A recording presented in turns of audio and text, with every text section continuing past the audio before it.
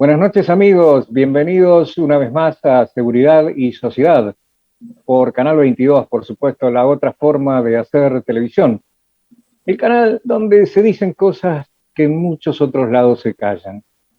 Y hablando de las cosas que se callan y de los análisis en profundidad, no podemos dejar de tocar un tema hoy que tiene al mundo en vilo, porque dicen algunos expertos que se viene la Tercera Guerra Mundial, otros que se viene el apocalipsis, otro que viene la invasión zombie, en el mejor estilo de alguna serie de maratón, y muchos forman parte de esta nueva y nunca tan bien diseñada guerra híbrida. ¿Por qué digo guerra híbrida entre Rusia y Crimea? No es porque sea simétrica, que lo es, porque hay una gran disparidad entre los actores, David y Goliat, aunque David está consiguiendo amiguitos de la barra que se van sumando. Y Goliat en realidad prácticamente está solo, con dos o tres amigos que lo escrutinan permanentemente a ver qué es lo que va a hacer o no.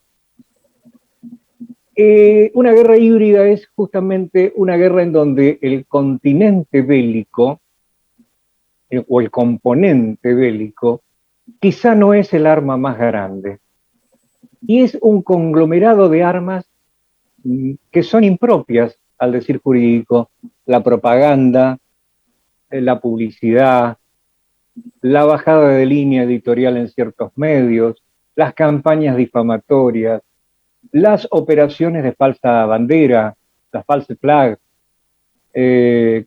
como el supuesto bombardeo ruso a un hospital, pero ese hospital a su vez, según los rusos, estaba tomado por el batallón Azov, que de alguna manera hacía lo mismo que hizo Saddam Hussein en algunos de sus peores momentos, que era poner rehenes en los techos de algunas unidades militares. Tenemos esta melange y tenemos un mundo en donde la grieta, parece que la famosa grieta argentina se expandió como la falla de San Andrés moderna, y hoy tenemos una grieta tan grande como quizá los fines de la guerra caliente y los principios de la Guerra Fría, o quizá aún más todavía. ¿Por qué? Porque el mundo se ha tecnificado, porque hemos avanzado, y porque además ha avanzado la idiosincrasia geopolítica, han avanzado y han cambiado los intereses económicos, y por eso, para que nos cuente un poco qué está pasando con todo esto, lo invitamos una vez más a Manuel Castro, nuestro analista internacional, a quien le damos, como de costumbre, una calurosa bienvenida. Manuel. Muchas gracias, Luis. Sí, coincido con lo que decís. Nosotros estamos en guerra desde hace rato, antes de que hubiera empezado el tema entre Rusia y Ucrania. Vos hablaste de la guerra tecnológica. Las noticias falsas, por ejemplo, son una forma de guerra. Evidentemente alguien ha decidido que el ser humano en esta época no tiene que estar tranquilo. Y aquí lo que se están peleando son las élites. En la otra vez que yo salí hablando con vos sobre el tema Rusia, y habíamos puesto en claro las razones por las cuales Vladimir Putin decidió llevar a cabo este ataque, que ahí yo te dije, dadas las circunstancias de ese momento y cómo se habían planteado las cosas, creí que no iba a ser necesario una base de tropas rusas sobre el territorio del Donbass primero y el resto de Ucrania después. Algo debió pasar. Bueno, nosotros no somos ni Putin, ni somos miembros de la OTAN, ni somos Biden, ni Blinken, ni Lavrov. Solamente analizamos datos que nos llegan, datos que tienen cierta prioridad, datos que tienen cierta seguridad, pero que en definitiva pueden ser reales, pero pueden ocurrir o no, aunque sean reales. Coincido que estamos en guerra. Espero que doña Rosa se entere que estamos en guerra todos los días. Y también los medios de comunicación vienen jugando un papel importante en el tema de la difusión de información. las noticias, los ataques de falsa bandera y las noticias falsas son normales, o el posicionamiento de ciertos medios de comunicación, casi todos, contra un enemigo común. Eso denota también quiénes son los dueños. Ahora, los ataques de bandera falsa comenzaron ya en la época del ya decadente Imperio Español, cuando los yanquis utilizan el Maine, lo habían puesto en la bahía de Cuba, cuando Cuba era una provincia española de ultramar. Inventaron un ataque español con una explosión y le declararon la guerra a España, y le sacan Cuba, Puerto Rico y Filipinas, y por el Tratado de París de 1812 España pierde lo que le quedaba de imperio, aunque en realidad eran territorios españoles de ultramar. Es decir, Puerto Rico nunca se llegó a independizar de nadie, nunca fue territorio independiente. Y sigue con esa teoría. Ahora, vos decías recién el ataque a un hospital y una maternidad, y los ucranianos dijeron, fueron los rusos. Y les creo. Y los rusos dijeron, nosotros no fuimos. Y les creo también. Porque la primera víctima en esta guerra es la verdad, como en todas las guerras. Yo te diría, además, todos estamos hablando de esta guerra, pero según algunos datos que he recabado y otros datos que me han pasado, desde que empezó este año hay más de 60 guerras en el mundo. Más de 60. Algunos hablan de 64, otros dicen 68, pero más de 60. Y todo el mundo está hablando de... ¿Por qué? Porque hay intereses. Hay un tema que vos mencionaste así como al pasar, pero que para mí es de una importancia relevante. Y es los distintos actores de un conflicto. Porque, a ver, en un momento las guerras tenían dos bandos que se enfrentaban entre sí con aliados. Acá estos aliados constituyen milicias irregulares y algunas no tan irregulares, enmarcadas en el Ministerio del Interior, en el caso de Ucrania, como el Batallón Azov, como la ex Brigada Aidar, que fue disuelta por los excesos en la guerra del Donbass en 2015. Está una facción chechena bastante importante, con experiencia de combate. Por el otro lado se habla de una brigada internacional de 14.000 a 20.000 hombres que estaría ingresando a Ucrania para defenderla. Por otro lado están los titushkis, estos irregulares totales que tienen también cierto sector prorruso.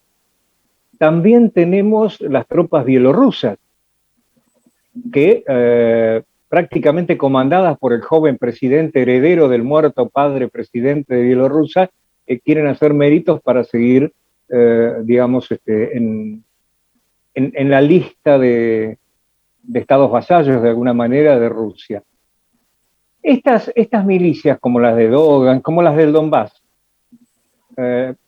pueden haber hecho de uno o de otro lado ataques de falsa bandera, como el ataque a la central nuclear, que curiosamente atacó los edificios administrativos, pero no los reactores, y luego esto se esgrimió como un ataque salvaje ruso queriendo volar el mundo, y sonaron las campanas de alerta, y sonaron los despertadores, y la gente corrió a desempolvar allá en Kentucky y en Dallas, en Dakota del Sur, los viejos refugios antiatómicos de la década de los 60, que el abuelo ya tenía ahora como vivero o como invernadero, y todo esto me hizo acordar un poco a Cloverfield, Cloverfield 10, la historia esta tan brillante del que viven en un refugio, en una invasión que, como en el desierto de los tártaros, hasta el final no se sabe si es real o no.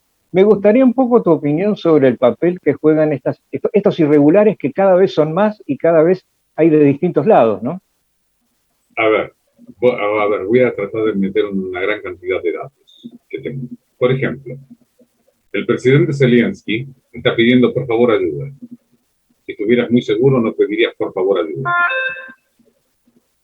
El batallón Azov, por datos que me han llegado, tuvo un enfrentamiento bastante fuerte con la infantería de marina rusa. Y parece que los rusos le dieron para que tuviera. Estoy hablando de datos. que estoy teniendo, porque vos sabés, otra, nosotros no estamos viendo ninguna imagen de combate, solamente vemos los ucranianos, casi 2 millones de ucranianos que se están yendo, menos los jóvenes que después los empezaron a ralear para que vayan a pelear, pero dejan salir a los otros. Y por otra parte, vos no tenés a los rusos que se van del Donbass a Rusia, porque también los atacan en los corredores. Entonces vos tenés, los rusos atacan a los ucranianos que se van en los corredores humanitarios, qué malos. Y los otros te dicen, los ucranianos están atacando a los rusos que se van por los corredores a Rusia, qué malos. Los rusos, con respecto a el vocero del Ministerio de Defensa ruso, confirmó la existencia de este tipo de mercenarios. Bueno, los rusos tienen Wagner, tienen otros también. Los estadounidenses también tienen. A mí me gusta mucho escuchar a los estadounidenses hablar de invasión cuando ellos se han cansado de invadir al mundo, ¿no? Pero bueno. Ahora, los rusos dijeron, nosotros a estos tipos los agarramos, no son soldados. ¿Sabes lo que eso significa, no? Lo que le va a pasar a los mercenarios. Tal cual. Pero ya lo advirtieron. No les cabe las generales de la ley de, no sé, la Convención de Ginebra, para llamarla de alguna manera, de su rango y número, nada más. No doy otro tipo de información. Ya avisaron de eso y están trabajando ahí. Bueno, eso ha sido una de las razones que se esgrimió para la protección del Donbass en un principio y después avanzar sobre el territorio ucraniano. Sinceramente, reitero, no pensé que iban a llevar a cabo este tipo de ataques porque Ucrania a la larga no va a resistir a Rusia, a la larga. Ahora, el sistema de combate, he hablado con algunos amigos militares, es un sistema antiguo de combate, es decir, casi de la Segunda Guerra Mundial, tanques, infantería en el campo, no hay misiles, pero no la cantidad que yo hubiera esperado, por ejemplo, u otros hubiéramos esperado. Desconocemos el plan evidentemente existe, las negociaciones fracasan porque en la última reunión le pidieron la rendición, ¿verdad? Ucrania. Y la otra es que a Zelensky le debieron prometer muchas cosas y lo dejaron absolutamente solo. Le podrán enviar armamento. ¿Y quién lo maneja? La otra vez yo estuve en la embajada de Ucrania. Entonces lo que están diciendo es, por lo menos el encargado de negocios de la embajada había dicho que, bueno, lo que había que tratar de impedir es que Putin avanzara más allá de las fronteras de Ucrania. Y mencionaban las repúblicas bálticas, y yo le digo, pero señor, si va a las repúblicas bálticas, esa es la tercera guerra, porque ataca directamente a la OTAN. Y yo no dudo que la OTAN tenga ganas de intervenir, porque aquí hay una gran cantidad de intereses de por medio que tiene que ver con el combustible y con el gas. Alemania dijo que ya va a seguir comprándole gas a Rusia, y se lo va a tener que seguir pagando, por lo tanto Rusia lo va a seguir cobrando. Hay otros países como Hungría, Serbia, que le van a seguir comprando el gas. Brasil y hasta nuestro país también tienen posturas ambivalentes con respecto a eso. El gas que no le puedan comprar los estadounidenses es irrisorio, porque ahora Estados Unidos acaba de descubrir que el verdadero presidente de Venezuela es Maduro. ¿No era Guaidó? Hablando de ambivalencia. El panquequismo de la política internacional y la geopolítica, que sigo diciendo que aquí no hay ni buenos ni malos.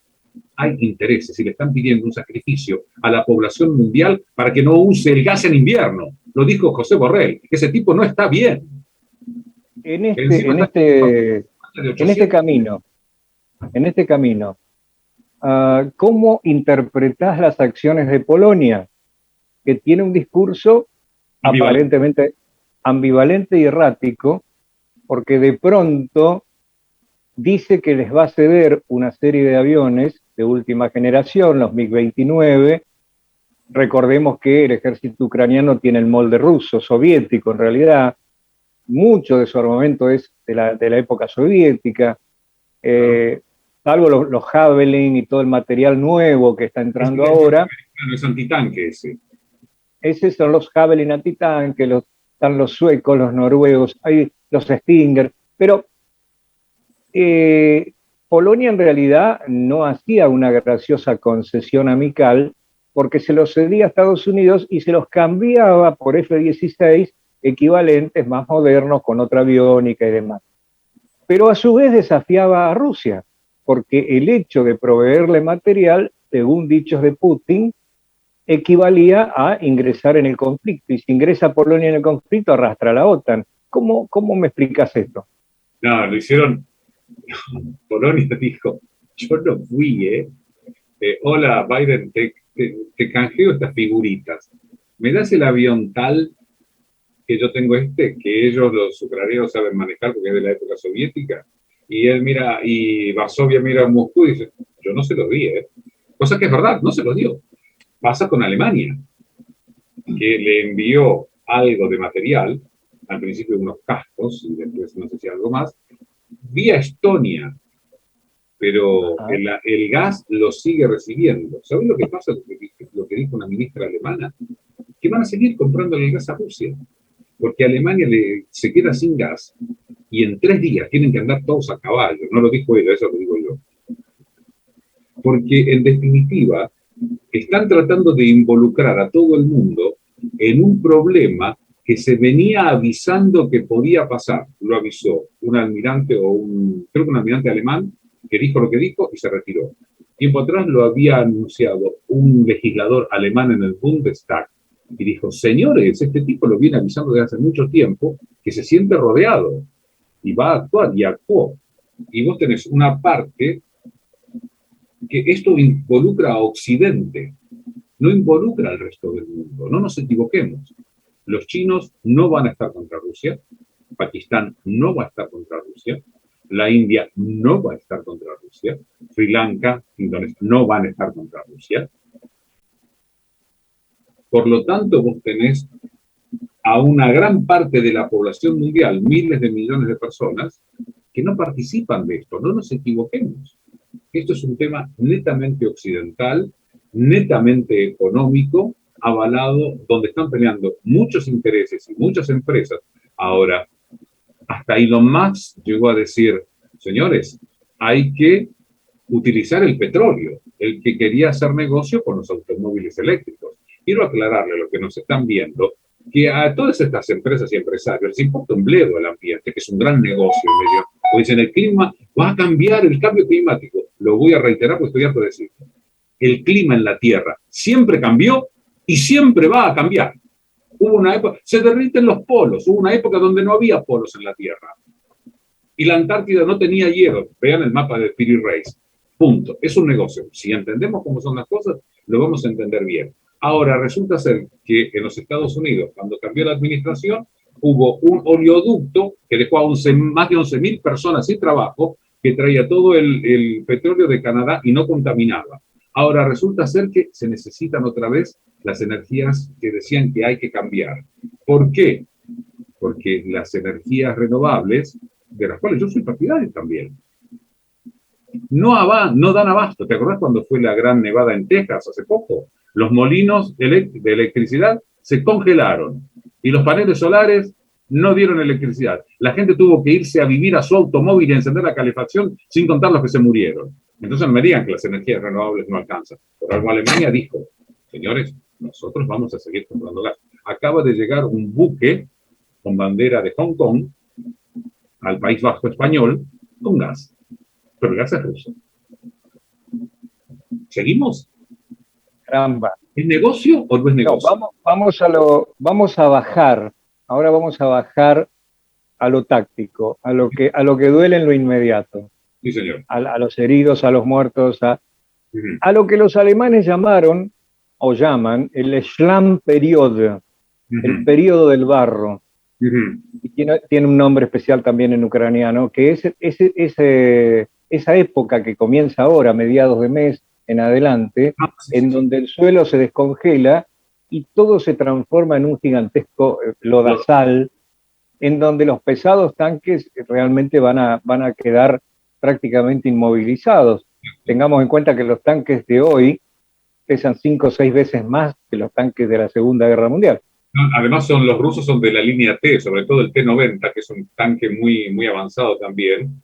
Y ya en la época de la Segunda Guerra Mundial, la línea T, que se caracterizaba por tener una oruga mucho más ancha que el tigre alemán, tenía un desplazamiento. La verdad que los tanques rusos de la Segunda Guerra Mundial fueron muy buenos, la verdad, muy buenos. Y de hecho la línea T se continuó. y en la línea T, sobre todo el T-90, si no me equivoco, es el que está en funciones. Hay otros también. Así que yo creo que las actividades militares van a tener que terminar cuanto antes. Además, a Rusia ni a nadie le conviene una campaña tan larga, y menos ocupar Ucrania. Ese es el tema, porque una cosa es ocupar y otra cosa es conquistar. O sea, Uno puede ganar territorio, lo ocupa, sí, ¿cómo lo pero conquistarlo, ya nos remitimos a los ejemplos de la Segunda Guerra o de Vietnam, inclusive en el conflicto americano. De historia y ahí te das cuenta. Es decir, conquistar un territorio lo podés conquistar a una velocidad increíble. ¿Y cómo lo mantenés?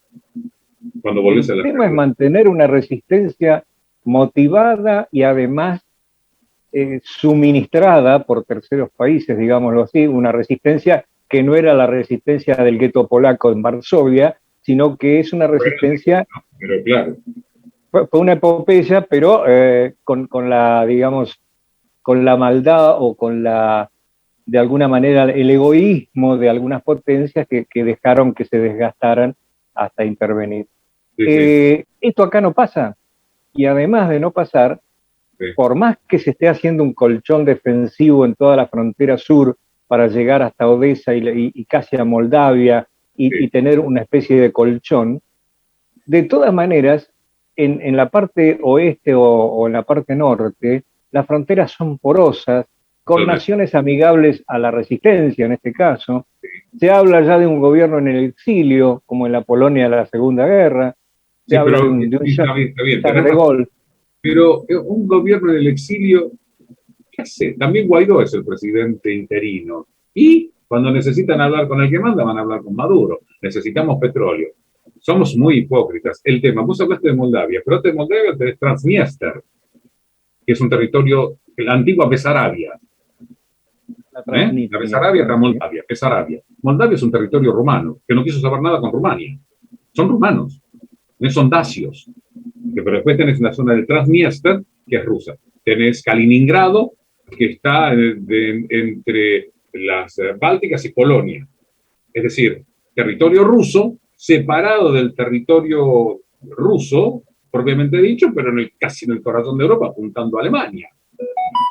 Está claro, es decir, este es un juego de intereses muy fuerte. Supongo que Putin tendrá sus internos también dentro de Rusia, pero ni Putin es comunista, como lo quieren pretender, es un nacionalista y además una persona que estaba muy vinculado a Klaus Schwab, el del foro de Davos, que decía que, entre otros, incluyendo algunos presidentes sudamericanos, casi de Argentina, te diría, nombrado hasta con nombre y apellido, era de su gente y está grabado en un video. Dice, y hasta tenemos gente infiltrada en distintos parlamentos. Ahora, Putin es un atláter de Klaus Schwab, el que dijo que la pandemia no tenía que terminar nunca. Hay un libro escrito por él. El de la KGB se infiltró en el foro de Davos y ahora sabe cómo combatirlos. Lo dejo la pregunta. Sí, es más, es difícil adivinar a Putin porque inclusive sus microgestos han sido sometidos a todo tipo de escrutinio. No hizo la gran Gaddafi de ponerse anteojos negros, pero tiene un entrenamiento tal y quiere la creación del viejo imperio ruso, que de soviético no tiene nada, eso es indudable.